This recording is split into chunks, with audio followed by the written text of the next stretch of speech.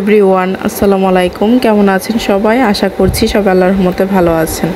নতুন আরেকটি daily blog share করতে যাচ্ছি। আজকে ব্লগটি আমি সকাল থেকে স্টার্ট করেছি। এখানে আমি সকালবেলা হালকা পাতলা একটু নাস্তা করে নিয়েছিলাম। এখানে একটা ব্রেড খেয়ে নিয়েছিলাম আর সাথে কলা ছিল। সচরাচর সকালবেলা নাস্তাটা আমি করি না বললেই চলে।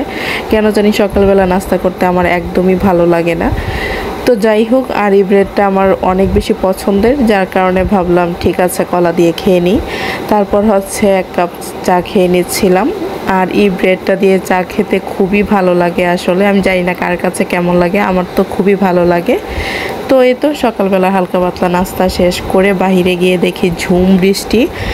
এই যে দেখেন সকাল থেকে বৃষ্টি হচ্ছে। বাসার সামনে হচ্ছে পানি বেড়ে গিয়েছে। দেখা যায় কয়েকদিন আগে পানিটা বেশ শুকিয়ে গিয়েছিল, তো এখন আবার কয়েকদিন একটানা ধরে বৃষ্টি হওয়ার কারণে পানি আবার বেড়ে গিয়েছে। টানা বৃষ্টির কারণে তিস্তা নদীর পানি বেড়ে গিয়ে আবারও কিন্তু বিভিন্ন জায়গায়, বিশেষ করে উত্তরবঙ্গের বিভিন্ন জায়গায় বন্যায় প্লাবিত হচ্ছে।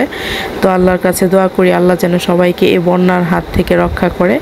আর এদিকে পাখিগুলো বারান্দায় ছিল, ঘরে আনা হয়েছে। ঘরে আনার পর দেখেন ঘরের অবস্থা, আবার ফেলে দিয়ে ঘরের অবস্থা একদম 12টা বাজিয়ে দিয়েছে।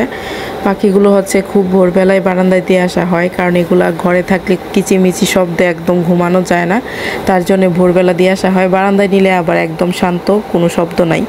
তো যাই হোক, আর এদিকে হচ্ছে সেদিন রাতে বিস্কিট আনা হয়েছিল, ওইটা আমি জারে রাখবো করেও রাখা হচ্ছিল না, তো ভাবলাম এটা রেখে দিই। সকালবেলা ঘুম থেকে ওঠার পর ফ্রেশ হয়ে টুকিটাকি কিছু কাজকর্ম থাকে রান্না করার আগে, সে কাজগুলোই হচ্ছে আমি সেরে নিচ্ছিলাম।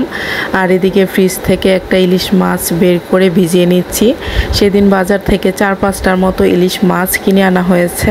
বিভিন্ন দেশে ইলিশ মাছ রপ্তানি হয়ে যাওয়ার কারণে এখনও কিন্তু ইলিশের দাম আকাশ ছোঁয়াই রয়ে গিয়েছে, যে কেউ চাইলে ইলিশ মাছ কিনে খেতে পারছে না। তো যাই হোক, বাংলা মানুষের কাছে ইলিশ মাছ এখনও একটা স্বপ্নের নামই রয়ে গিয়েছে। এই জিনিসটা খুবই কষ্টের একটা ব্যাপার। আর এদিকে ইলিশ মাছটাকে প্রথমে আমি আঁশ ছাড়িয়ে নিয়েছি, তারপর হচ্ছে এখন কেটে নিচ্ছিলাম।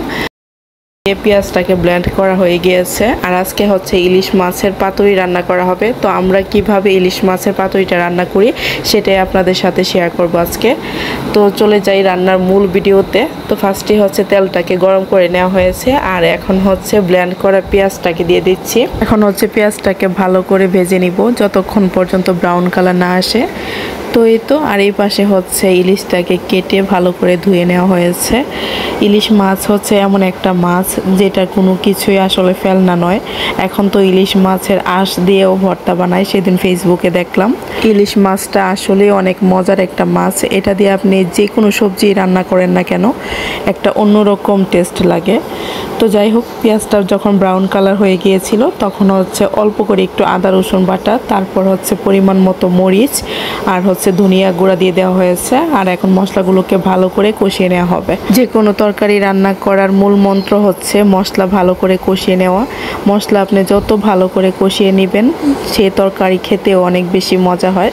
তো এই তো মশলাটা আমি ভালো করে কষিয়ে নিয়েছি। দেখতে পাচ্ছেন উপর থেকে তেল কিন্তু ভেসে উঠেছে, তার মানে মশলাটা কষানো হয়ে গিয়েছে।